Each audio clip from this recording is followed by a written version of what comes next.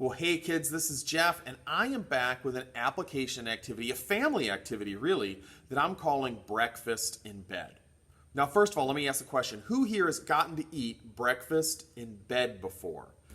Maybe not all of us. Maybe some of us have never had that experience. Well, I can tell you I have, not too often in my life, but every now and then someone brings me breakfast in bed, and it is glorious. I can sit there in my pajamas. I don't have to make myself breakfast. I don't have to clean up after breakfast. I can just sit there in bed and eat. Love doing that. Well, our main point this week from our kids' church experience was this. To play on God's team, I need to serve and help those around me. But we don't want to just know that. We want to apply that. We want to put that into action. And one of the easiest ways that we can serve those around us is simply to bring the people in our house breakfast in bed.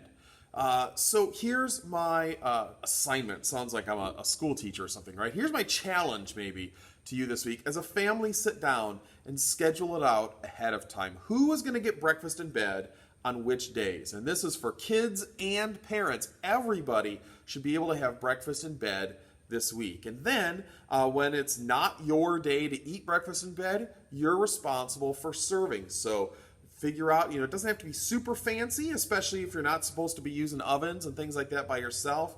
But whatever it is, make breakfast for the person whose day it is and then serve it to them. And then as an added bonus, clean up when you're done. So the person, like if mom is getting served breakfast in bed and she gets up and finds the kitchen is like kaplow, that's probably not a great way to serve her. Now she's just added cleaning the kitchen to her already busy list. So make sure that you not only serve breakfast in bed, but you clean up after it too.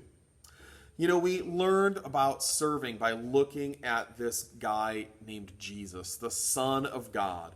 And we looked at one specific instance in his life where he served. He washed the nasty, funky feet of his disciples one day. But really, all of Jesus' life was one big picture at what service looks like. He left everything he had in heaven to come to earth and live with us. Talk about serving. And then all of the miracles that he performed, the healings and the driving demons out of people and raising people from the dead, everything he did was to serve others. And all of the teaching he did about God and what our relationship with him is like and what his kingdom looks like, that was all done to serve us.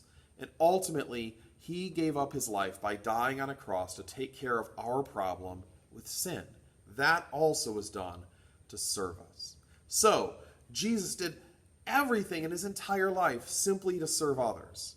How much easier is it us to just make breakfast in bed for someone this week? So, I hope you have a whole lot of fun with this breakfast in bed activity. I hope you have a whole lot of fun on your day to eat breakfast in bed, but I hope you enjoy a whole bunch serving your family members as well. Talk to you later. Bye-bye.